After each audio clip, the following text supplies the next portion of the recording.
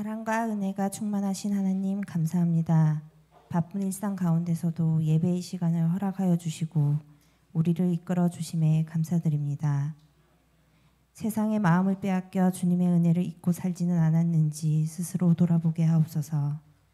원수를 사랑하라고 하신 주님의 말씀이 하나님 사랑의 본질이 됨을 가슴 깊이 새기며 충실하게 행했는지 살피게 하옵소서.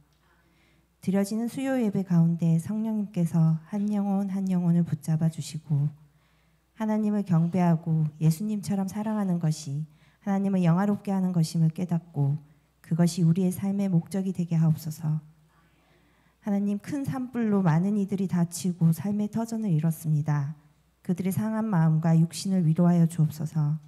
복음 들고 산을 넘는 자들의 발길이 그들에게도 닿게 하여 주시고 주님의 긍휼을 경험하게 하옵소서. 이재민의 고된 삶 속에서도 복된 소식이 그들의 지친 영혼과 고단한 육체 가운데 새겨져 주님의 자녀들이 되게 하옵소서. 주님의 머리 대신 교회를 위해서 이 시간 간구합니다. 성도들의 가정과 믿지 않는 가족, 이웃들에게 끊임없이 진리의 말씀과 사랑을 나누는 교회가 되게 하옵소서.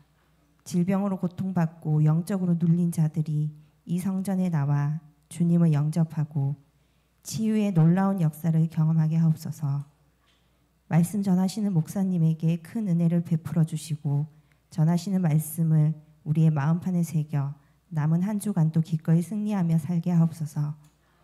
오늘 예배의 모든 시간을 주님께 맡깁니다. 한 영혼도 헛되이 돌아가지 않도록 성령님의 임재가 가득하게 하여 주옵소서. 항상 우리를 말씀과 기도로 주님 안에 거하게 하시고 우리로 말미암아 우리가 가는 곳곳마다 그리스도의 향기가 전해지기를 간절히 원합니다. 지금도 살아계시고 역사하시는 예수 그리스도의 이름으로 기도드립니다. 아멘.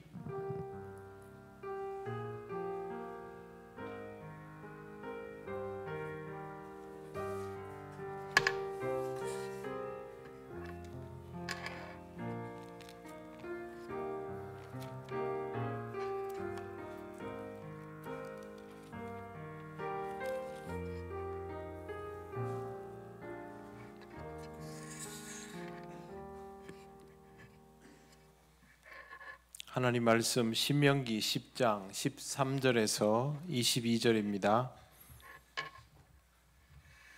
구약 성경 277쪽입니다.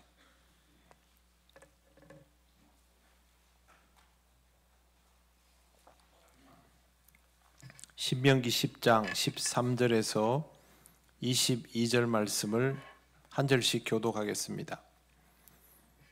이스라엘아, 내 하나님 여호와께서 내게 요구하시는 것이 무엇이냐?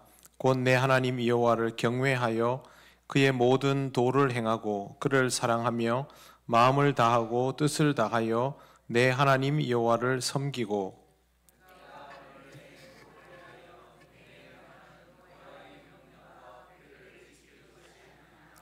하늘과 모든 하늘의 하늘과 땅과 그 위의 만물은 본래 내 하나님 여호와께 속한 것이로되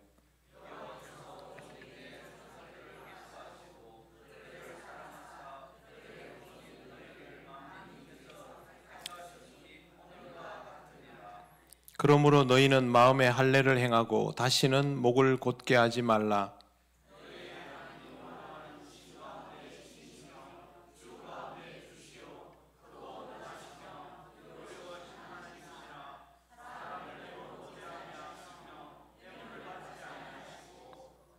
고아와 과부를 위하여 정의를 행하시며 나그네를 사랑하여 그에게 떡과 옷을 주시나니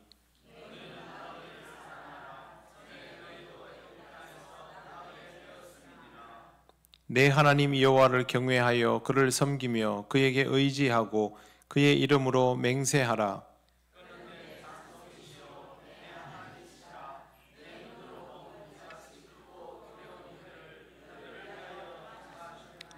같이 읽겠습니다.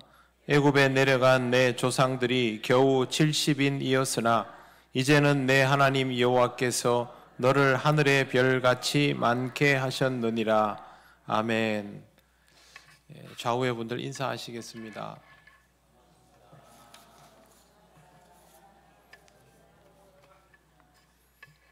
기도드리겠습니다. 하나님 감사합니다. 오늘도 신명기 말씀을 함께 묵상합니다. 이 말씀의 의미를 깨달아가며 우리를 향하신 하나님의 뜻을 보는 은혜를 주옵소서. 예수님 이름으로 기도드립니다. 아멘. 네, 제가 13절 그려놓고 12절부터 읽었습니다. 12절은 신명기 6장 4절에서 5절 쉐마 이스라엘과 사실상 같은 내용입니다. 하나님께서 이스라엘에게 요구하시는 것이 무엇인지 굉장히 분명하게 나와 있습니다. 내 하나님 여호와를 경외하여 그의 모든 도를 행하고 그를 사랑하며 마음을 다하고 뜻을 다하여 내 하나님 여호와를 섬기고.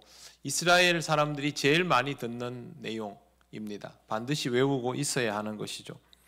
인간이 하나님께 가져야 할 태도와 행동에 사용되는 단어는 경외하고 도를 행하고 그를 사랑하고 마음 다하고 뜻을 다하여 섬기는 것입니다. 이것은 주권자이신 하나님을 확실하게 인정하고 그 앞에서 분명한 순종의 태도를 보여야 한다는 의미가 됩니다. 그런데 이것이 하나님을 향한 것이지만 하나님을 위한 것은 아닙니다.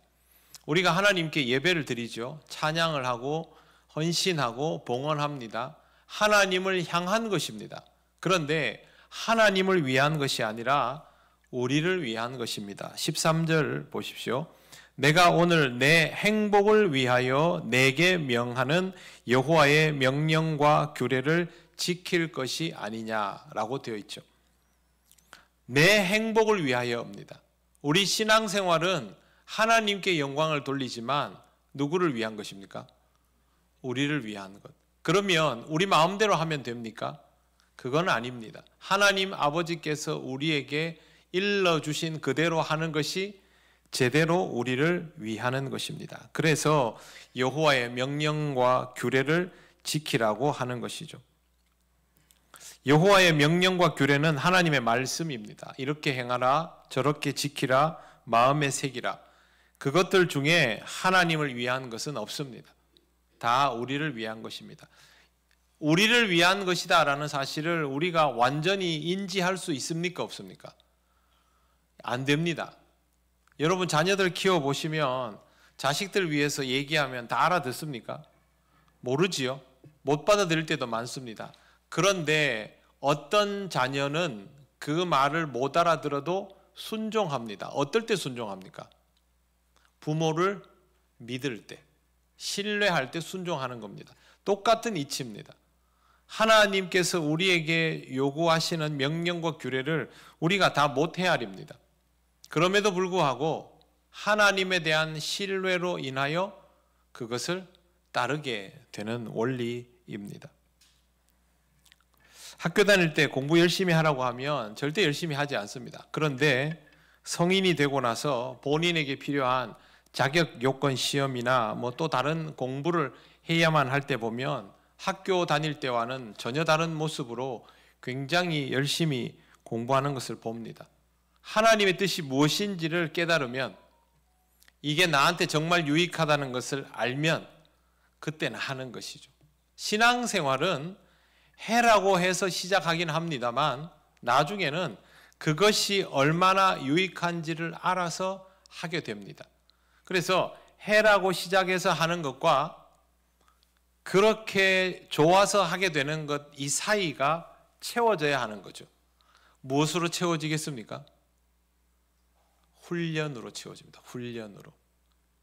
훈련을 통해서 결과물이 하나씩 둘씩 나오기 시작하면 아, 이게 나한테 유익하구나라는 걸 비로소 알게 되는 것이죠.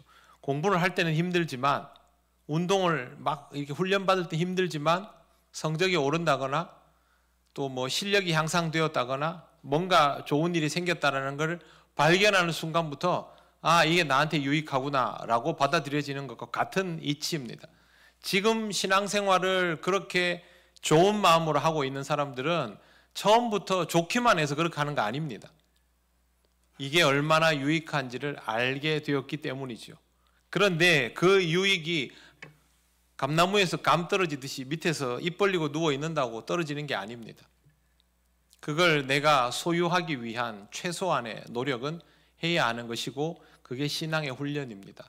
이 시간 여기 나와서 함께 예배를 드리고 말씀을 듣는 사람과 이 시간 그렇게 하지 못하는 사람이 똑같을 수가 없습니다. 누군가는 몰랐던 것을 더 알고 깨닫지 못했던 것을 깨닫는데 또 다른 사람은 그걸 놓치고 있는 것이죠. 필요하다고 느끼면 나오는 것이죠. 제가 여러분에게 수요일 빠지지 마세요. 그래서 나옵니까? 아니지 않습니까? 저는 여러분에게 그런 말 한 적이 없습니다.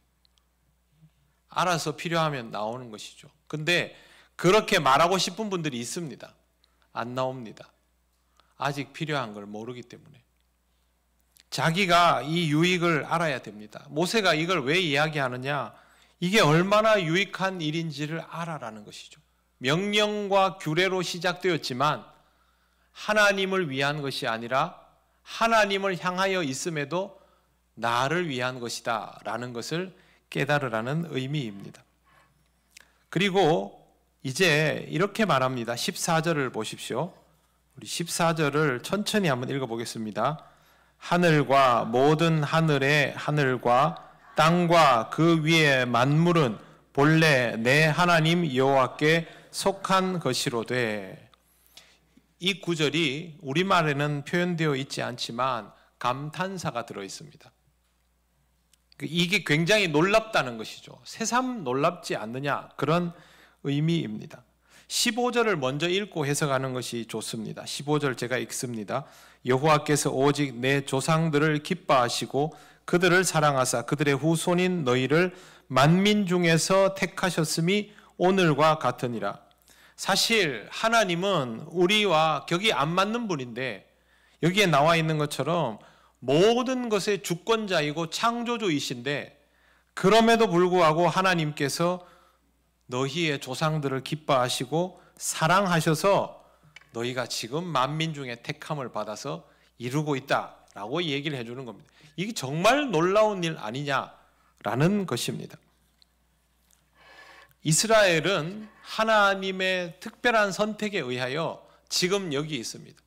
자기들이 마음에 들었는지 안 들었는지 성경을 보면 나와 있는 것처럼 잘 깨닫지도 못하죠. 그리고 후대의 이스라엘은 자신들이 택함을 받았다는 사실을 자기들이 우월하다는 것으로 받아들입니다. 전혀 아닙니다. 오늘 성경에 나오는 것처럼 최고여서 선택한 것이 아니라 하나님께서 사랑하셔서 선택하시는 겁니다. 우리가 예수를 믿고 구원받는 이유는 우리가 세상의 다른 사람들보다 더 쓸만하고 나아서 선택받는 게 아닙니다. 하나님이 우리를 사랑하셔서 선택하시는데 사실 우리는 하나님을 제대로 이해할 수도 없는 존재 아닙니까? 얼마나 놀라운 일이냐라는 것이 모세의 말입니다. 모세가 이 말을 하는 이유는 말할 수 없이 놀라운 은혜를 입고 있다는 것을 잊지 말아라 라고 하는 겁니다. 내가 누릴 수 없는 것을 누리고 있다면 그건 감사한 일이죠. 그런데 자기가 그걸 누리는 게 당연하다고 여기는 순간부터 감사한 마음은 사라지고 없습니다. 자신은 마치 처음부터 이런 대접을 받을 만한 것처럼 판단하기 시작하면 인생에 감사라는 것은 존재하지 않습니다. 지금 내가 살아있는 것은 감사한 일입니까? 아닙니까? 감사한 일입니다. 오늘 하루도 무사히 지나가는 것은 감사한 일입니까? 아닙니까? 감사한 일이죠. 만약 내일 나에게 또 시간이 부여된다면 그것은 감사한 일입니까? 아닙니까? 감사한 일입니다. 내일도 모레도 먹을 것이 있다면 그 또한 감사한 일입니다. 나보다 더 오래 사는 사람도 있고 나보다 더 건강한 사람도 있고 나보다 더 부자도 있는데 그 사람들에 비해서 내 삶이 뭐 그리 감사하냐? 그건 지금 자기에게 주어진 시간들을 너무 당연하게 여기는 것입니다. 우리는 그것을 당연하게 여길 권리가 없는 사람들입니다. 하나님의 주권적인 섭리와 은총에 의해서 베풀어 주시는 기회에 의해서 오늘을 살아가고 있기 때문입니다. 이스라엘 백성이 어떤 짓을 했냐면요, 민수기 11장에 이런 말이 있습니다. 11장 4절에서 6절을 보면 누가 우리에게 고기를 주어 먹게 할꼬? 우리가 애굽에 있을 때에는 값없이 생선과 외와 수박과 부추와 파와 마늘들을 먹은 것이 생각나거늘 이제는 우리 정력이 쇠약하되 이 만나 외에는 보이는 것이 아무것도 없도다. 이러면 밥을 안 줘야 됩니다. 그렇지 않습니까? 노예로 살다가 죽을 목숨을 살려줘 놨더니 조목조목 얘기하죠. 제가 이거 오늘 보면서도 또 어이가 없었는 게 값없이 생선과 외와 수박과 부추와 피와 파와 마늘 아주 구체적으로 반찬 타박하듯이 이게 권리입니까? 권리가 아니죠. 이스라엘이 이집트에 노예로 있을 때 노예는 자주 죽어나갑니다. 과도한 노역으로. 그런데 그게 나 아니면 됩니까? 어차피 우리 후손들도 계속 그렇게 고통받다가 죽어갈 것 아닙니까? 노예는 인간이 아닙니다. 인간이 아닌 삶을 살아가는 자들에게 인간으로 살아갈 수 있는 기회를 주시고 그 기회가 택함을 받은 족속인데 고기 없다고, 파 없다고, 마늘 없다고, 정력 약해졌다고 말도 안 되는 소리를 하는 거죠. 왜? 권리라고 생각하는 겁니다. 내 삶을 당연하게 여기는 순간부터 하나님이 주신 은혜에는요 없습니다.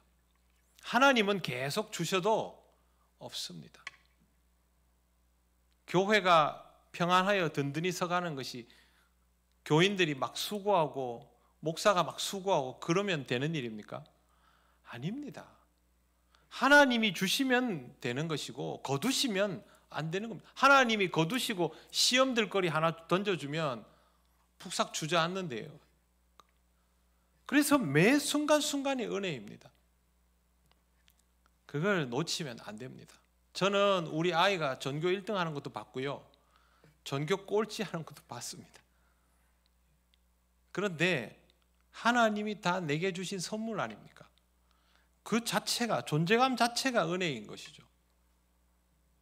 자녀들 키울 때 그 마음 아니면요 자식이 사랑스럽지 않습니다. 사람을 볼 때 그걸 당연하게 여겨버리면 또 그 다음을 생각하죠. 하나님께서 우리에게 주신 모든 것들은 은혜입니다. 어떤 경우에도 그것을 잊지 않도록, 어떤 것도 당연하게 여기지 않도록, 설사 내 손에 잡고 있더라도, 보장받고 있더라도 당연하게 여기지 않도록 해야만 시험에 들지 않습니다. 그것을 꼭 기억하시길 바랍니다. 모세는 이스라엘이 하나님 앞에서 그럴 만한, 당연히 여길 만한 자격이 없다라는 것을 분명하게 밝힙니다. 그리고 이스라엘이 해야 할 것이 있었습니다. 16절 말씀을 보십시오. 16절 같이 읽겠습니다. 시작. 그러므로 너희는 마음에 할례를 행하고 다시는 목을 곧게 하지 말라. 아멘. 할례를 행하라는 말은 이해할 수 있는데 굳이 마음의 할례라고 할까요? 이걸 직역하면 마음의 할례가 안 되어 있는 것을 할례하라입니다. 그러니까 너희가 마음의 할례가 안 되어 있으니 그걸 해라는 겁니다. 이스라엘은 할례 의식을 하고 있습니다. 그러나 이걸로는 소용이 없다는 뜻이죠. 이렇게 이해하면 쉽습니다. 두 사람이 만나서 결혼을 했습니다. 부부가 되었습니다. 그런데 아직 사랑하는 사이는 아닙니다. 그러면 이 두 사람이 사랑 없이도 살아갈 수는 있겠죠. 하지만 진정성 있는 부부가 되려면 사랑해라 하는 거죠. 그게 마음의 할례는 그런 겁니다. 할례는 하나님과의 약속입니다. 하나님이 주신 명령이죠. 행했습니다. 그런데 진심은 아닙니다. 마음에 우러나오는 그런 정결함은 아닙니다. 그렇게 하지 말고 마음 다해서 하나님을 사랑하라입니다. 너는 나를 사랑해주면 좋겠다. 어떤 사람이 이런 말을 합니까? 연애 때 기억을 떠올려 보셔가지고 누군가가 여러분에게 와서 당신이 나를 사랑해 주면 좋겠습니다. 어떤 사람이 이런 말 합니까? 안 해보셨네. 그 사람이 나를 사랑하면 그렇게 말하죠. 하나님께서 나한테 진심이면 좋겠다 이렇게 하시는 거 아닙니까? 그렇죠? 나를 속이려 하지 말고 나한테 진심이면 좋겠다. 그 말은 나는 너희에게 진심이다 그 뜻입니다. 나를 사랑하고 섬기면 좋겠다. 나는 이미 너를 그렇게 대하고 있다 그 말입니다. 그래서 우리는 여기서 내가 뭘 행해야 되지? 마음의 할례를 어떻게 하면 마음의 할례가 그게 아니라 하나님이 나를 사랑하시는구나. 하나님이 나한테 먼저 마음을 표현하셨구나. 나를 위해서 이런 말씀도 하시는구나. 나를 위해서 이런 것도 꾸짖으시는구나. 꾸짖으시지만 나를 사랑하시니까 그렇게 하시는구나. 우리는 그걸 읽어내야 되는 거죠. 그걸 읽어내지 못하면 이스라엘의 전철을 밟습니다. 수준이 안 맞는데도 만나 주신 하나님 아닙니까? 17절 보십시오. 너희의 하나님 여호와는 신 가운데 신이시며 주 가운데 주시요 크고 능하시며 두려우신 하나님이시라. 사람을 외모로 보지 아니하시며 뇌물을 받지 아니하시고. 신 가운데 신이란 말은 신 중에 신이란 말일 수도 있지만 이스라엘 사람들의 입장에서 보면 나머지는 다 가짜야 그 뜻입니다. 주 가운데 주도 마찬가지입니다. 나머지는 다 가짜야 그 말입니다. 하나님만 진짜 신이라는 것이죠. 그래서 섬길 대상도 하나님뿐입니다. 그 다음에 여기 나오는 크고 능하시며 두려우신 하나님을 보겠습니다. 크다는 말은 부피가 그냥 크다는 말이 아니라 위대하시다, 광대하시다라는 뜻입니다. 능하시다라는 말은 히브리어로 학기뽀르인데요, 용사라는 뜻입니다. 누구도 당할 수 없다. 능하시다는 말은 누구도 당할 수 없다. 이 세상에 어떤 악도 적수가 안 된다 그런 뜻입니다. 두려우신이라는 말은요, 두려움을 일으키는 존재입니다.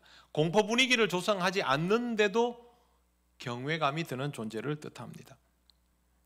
하나님은 일단 이런 분입니다. 그런데 하나님에 대하여 무지하면 이게 느껴지질 않습니다. 알게 뭐야? 모르는 거죠. 너무 광대하면 모르죠. 여러분, 지구가 네모납니까? 둥급니까? 둥글지요? 근데 여러분, 지금도 지구가 네모나다고 믿는 사람들이 제법 많습니다. 실제로 21세기에도. 왜? 안 봤으니까 모른다는 겁니다. 우리가 지구가 둥글다는 것을 체감할 수 있습니까? 없습니까? 없지요. 지구가 둥근 것도 체감 못하는 우리가 하나님의 광대하심에 대해서 얼마나 체감할 수 있을까요? 못합니다. 그냥 그렇게 받아들일 뿐입니다. 말씀을 통하여 세상을 다시 읽어볼 때, 그 말씀으로 인생을 다시 들여다볼 때, 우리의 지난 역사를 돌아볼 때 하나님은 광대하시다라는 것을 조금 맛볼 수 있을 뿐입니다. 그 다음에 능하시다는 말도 누구도 하나님의 적수가 될 수 없다는 말, 이걸 기억하시면 됩니다. 욥이 하나님의 능하심을 인지하고 버텼습니다. 사탄으로 인하여 시작된 그 사건에서 얼마나 힘들었습니까? 그런데 하나님 아니시면 욥이 그 터널을 빠져나올 수 있었습니까? 못 빠져나옵니다. 기본적으로 하나님 앞에 사탄이 힘을 쓸 수 없는 관계성이기 때문에 이 모든 것이 본래의 자리로 돌아올 수 있는 것이죠. 그래서 하나님은 항상 승리자이십니다. 하나님에 대한 신뢰는 하나님의 능하심에 대한 신뢰입니다. 내가 하나님을 믿기만 하면 이 세상에서 환난과 질고를 당하고 시험에 들기도 하고 멸시당하기도 하지만 영적인 승리는 확실하다. 그걸 믿기만 하면 내 인생은 신앙적으로 집니까? 이깁니까? 이깁니다. 고난이 없고 뭐 이런 게 아닙니다. 성경에 나와 있지 않습니까? 하나님의 능하심을 믿는 자는 이 세상에서 시험 들고 환난을 경험하고 박해를 받고 순교할 수도 있지만 영적인 전쟁에서는 승리합니다. 능하신 하나님은 바로 그런 하나님이신 것이죠. 그 다음에 두려움은요, 바로 이런 승리를 이끌어내시는 하나님을 깨닫게 되면서 생기게 되는 일입니다. 모세가 두렵다고 말하는 것은 아무것도 몰라서 두렵다는 뜻이 아닙니다. 모세가 하나님을 두려워하는 이유는 모세보다 더 많이 아는 사람 없잖아요. 이 시대에, 그죠? 알면 알수록 두렵다는 겁니다. 여러분, 모세 입장이면 하나님이 느보산 비스가봉에서 네 됐다 여기까지, 너는 그냥 여기서 끝내라, 수고했다. 그럼 여러분 어떻게 하시겠습니까? 옛설 이러고 끝내겠습니까? 전 못할 것 같습니다. 하나님이 불러다가 저를 이렇게 일을 시키고 여기까지 그 고생을 해서 왔고 이제 이 능선만 넘어가면 약속의 땅인데 제가 뭘 그리 잘못했습니까? 전 그렇게 말할 것 같아요. 그런데 모세는 이런 방구도 없습니다. 크고 능하시고 두려우신 하나님을 모세는 누구보다 잘 아는 것이죠. 나 아니면 안 된다는 말도 없습니다. 그냥 하나님이 내려놓으라 할 때 두말 않고 내려놓는 것이죠. 하나님을 모르면서 잘 아는 것처럼 하는 것은 교만함이고 하나님을 전혀 알지도 못하는 것은 무지함입니다. 무지함과 교만함은 똑같은 것입니다. 어차피 어리석음이니까요. 호세아 6장에 이런 말씀이 있습니다. 구약 성경 1261쪽 한번 찾아보시겠습니다.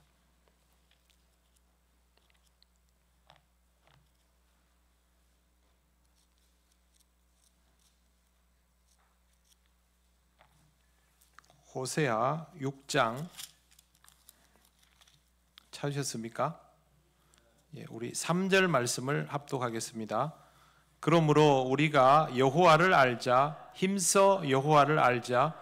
그의 나타나심은 새벽빛 같이 어김없나니 비와 같이 땅을 적시는 늦은 비와 같이 우리에게 임하시리라 하니라. 아멘. 호세아가 이 말을 하는 이유는 하나님에 대하여 몰랐던 것을 알았기 때문입니다. 몰랐을 때는 오해할 뻔했는데 알고 나니 믿고 의지하지 않을 수 없었던 것이고, 오늘 읽진 않았지만 6장 1절 2절에 그 배경이 나옵니다. 하나님은 더 깊이 힘써 알아가야 하는 대상인 것입니다. 항상 여러분 자신에게 물어보셔야 합니다. 여호와 하나님을 힘써 알아가고 있는지, 조금이라도 더 알아가고 있기 위해서 지금 뭘 하고 있는지.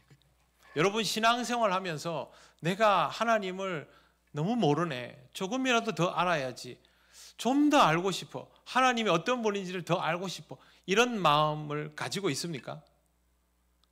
이 마음이 굉장히 커야 됩니다. 이런 마음이 없으면 안 됩니다. 그냥 열심히 하면 되지, 아닙니다.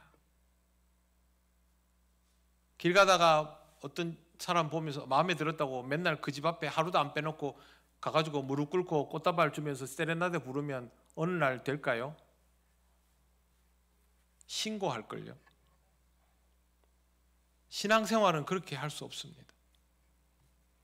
나에게 사랑하신다고 말한 저분이 도대체 어떤 분인지를 자꾸 더 알아야 되죠. 하나님은 이렇게 말씀하십니다. 하나님은 사람을 외모로 보지 아니하시고 뇌물을 받지 아니하신다. 진심이라는 뜻입니다. 온전한 교감을 원하시고 우리에게 무엇을 바라지도 않고 무언가를 필요로 하지도 않습니다. 하나님은 무언가를 필요로 하지 않습니다.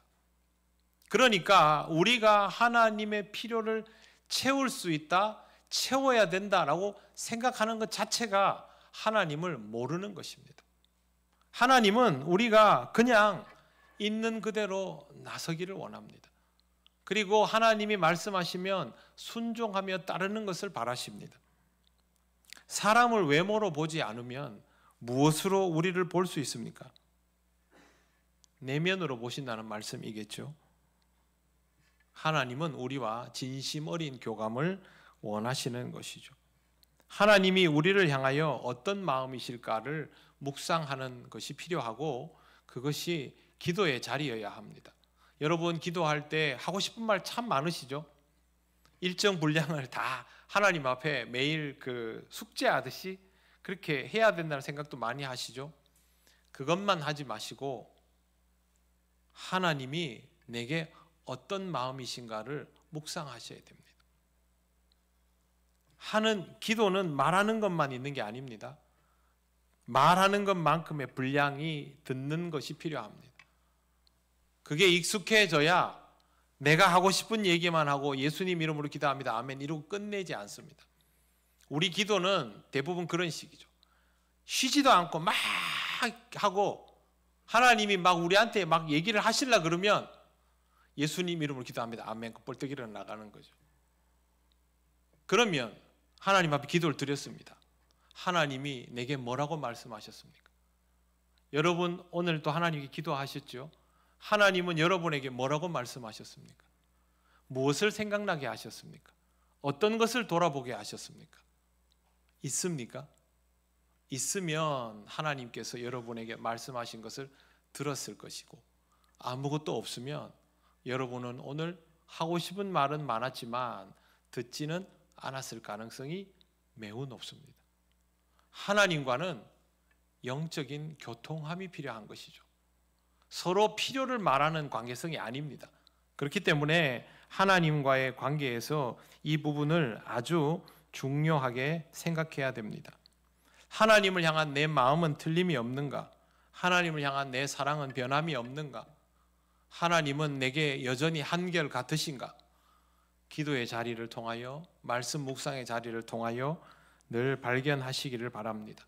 모세가 설교하는 이유는 우리가 이렇게 말씀하시는 하나님 앞에 항상 서 있다는 사실을 잊지 말라는 것입니다. 신앙은 관계성입니다.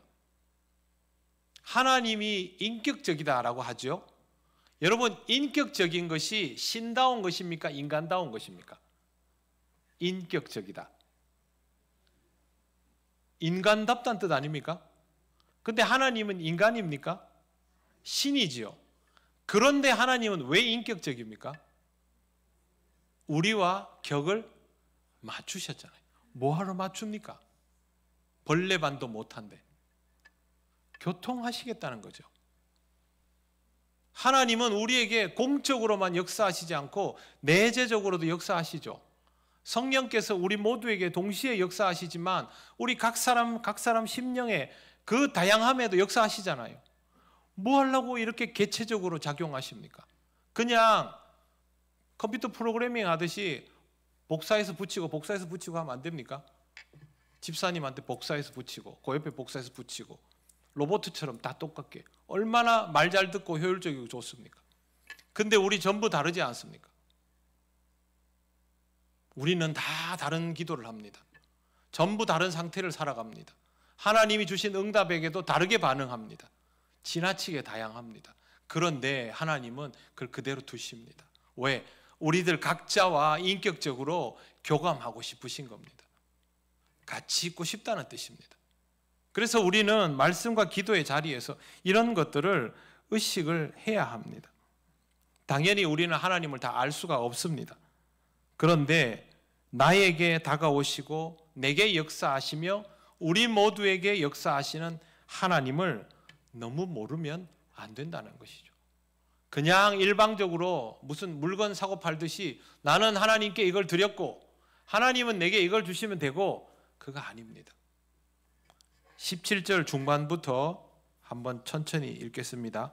사람을 외모로 보지 아니하시며 뇌물을 받지 아니하시고 고아와 과부를 위하여 정의를 행하시며 나그네를 사랑하여 그에게 떡과 옷을 주시나니 아멘.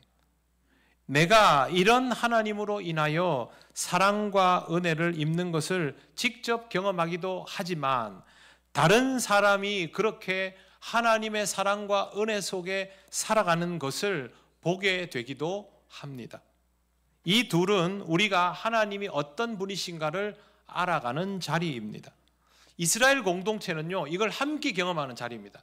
여러분, 이스라엘 공동체 잘 생각해 보십시오. 우리는 다 흩어져 있고 집도 따로 있고 서로 교회당 벗어나면 잘 모릅니다. 그런데 지금 이스라엘은 어떻게 살고 있습니까?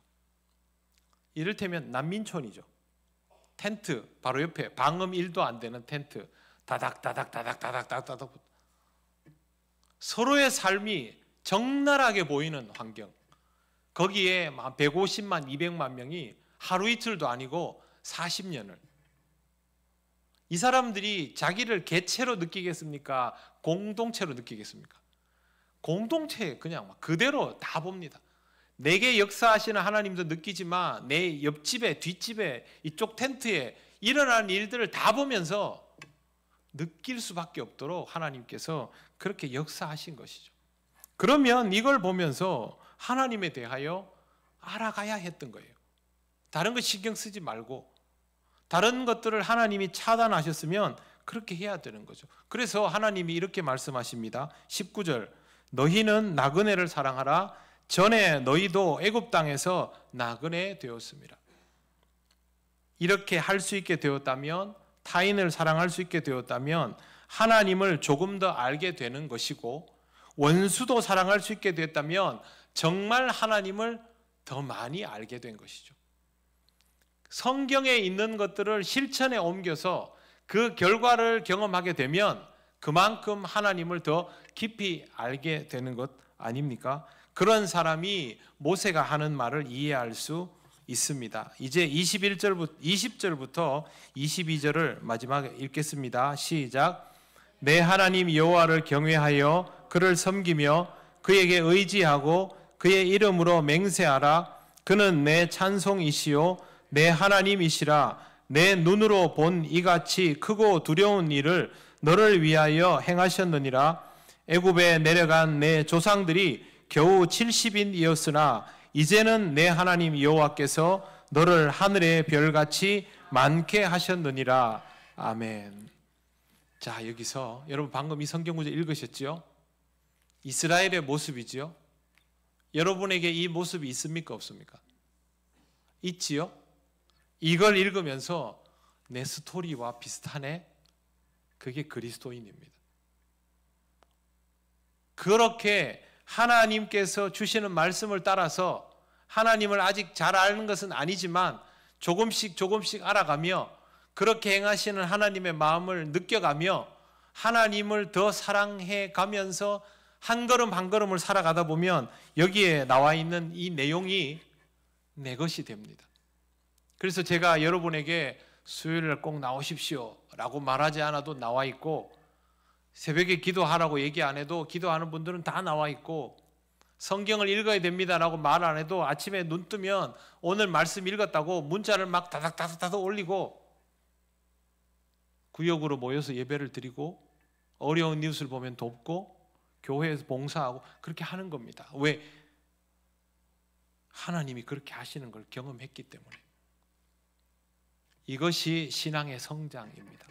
이런 성장의 삶이 이미 여러분에게 맛보여졌기 때문에 여러분이 신앙으로 살아가는 겁니다. 그래서 저와 여러분은 하나님 앞에 더 감사해야 됩니다. 우리가 이런 것들을 경험해보지 않았으면 지금 여기에서 이런 마음으로 예배를 드릴 수 없습니다. 말씀이 들려오면 아멘 할 수가 없습니다.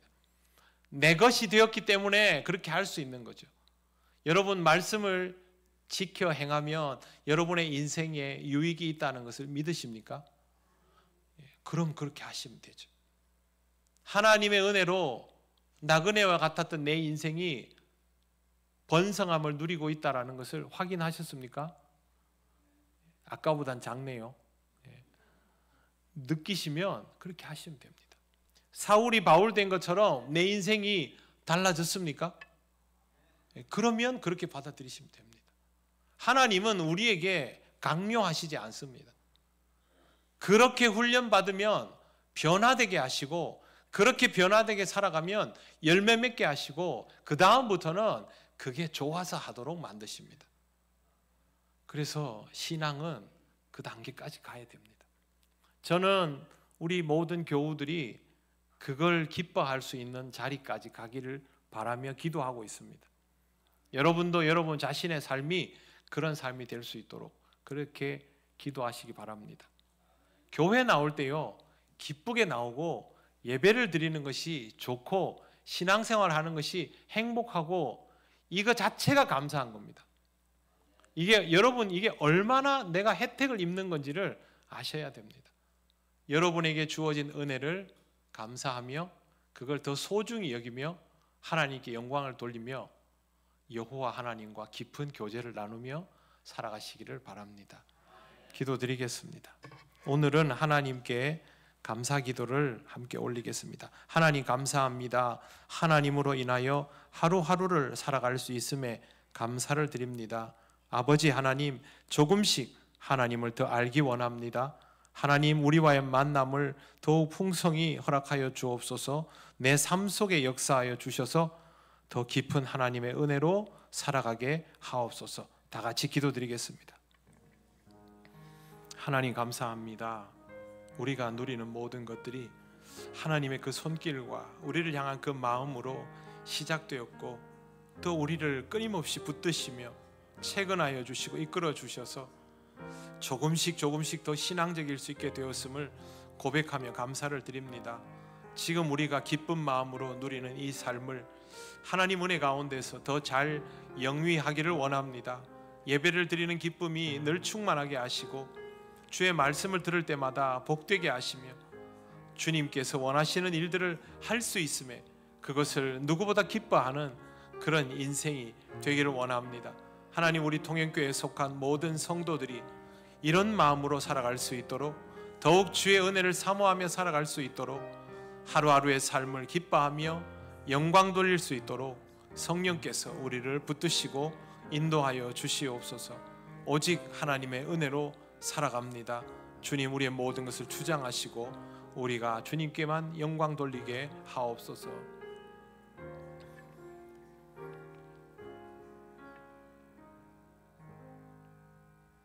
하나님 은혜를 감사합니다.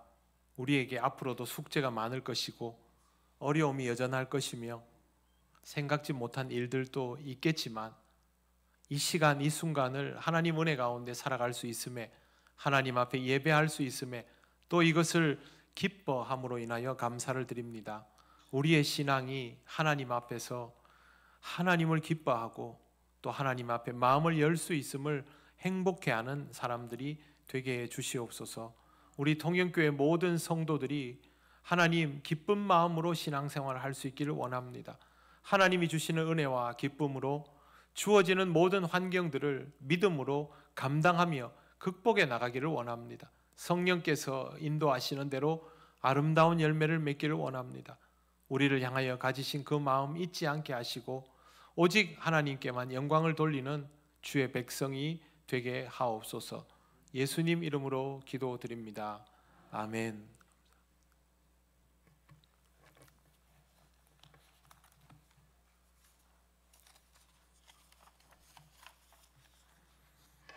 네, 사순절 네 번째 주일 지나고 있습니다. 네, 신앙훈련 연단을 잘 하고 계십니까? 네, 최선의 노력을 다하시길 바랍니다. 여러분에게도 말할 수 없이 귀한 시간, 유익한 시간이라는 것을 꼭 기억하시길 바랍니다. 네, 산불로 인하여 피해가 발생한 교회와 성도들을 위한 특별 헌금을 다가오는 주일에 하겠습니다. 기도하시고 여러분 마음 다하여 헌금하여 주시기를 바랍니다.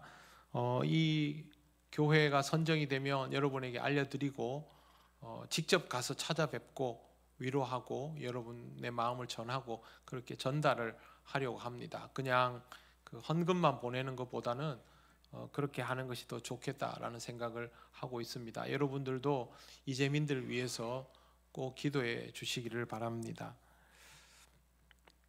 진주 남로의 남성교회 연합회 순회헌신 예배가 다가오는 주일 오후 2시 삼천포 제1교회에서 있습니다. 세례 관련 광고는 주보를 참조하시고요. 4월 20일 부활절이 이웃 초청입니다. 언제든지 준비가 되는 대로 여러분 위하여 기도한 대상을 교회로 데리고 나오시면 우리가 정성을 다해서 품고 또 함께 신앙생활 할 수 있도록 열매를 맺을 수 있도록 동력하겠습니다. 작전 카드는 필경대에 준비되어 있습니다. 다른 광고는 주보 참조하시면 되겠습니다. 이제 우리 다 같이 주님께서 가르치신 기도를 올려드립니다. 하늘에 계신 우리 아버지, 아버지의 이름을 거룩하게 하시며 아버지의 나라가 오게 하시며 아버지의 뜻이 하늘에서와 같이 땅에서도 이루어지게 하소서. 오늘 우리에게 일용할 양식을 주시고 우리가 우리에게 잘못한 사람을 용서하여 준 것 같이 우리 죄를 용서하여 주시고 우리를 시험에 빠지지 않게 하시고 악에서 구하소서. 나라와 권능과 영광이 영원히 아버지의 것입니다. 아멘.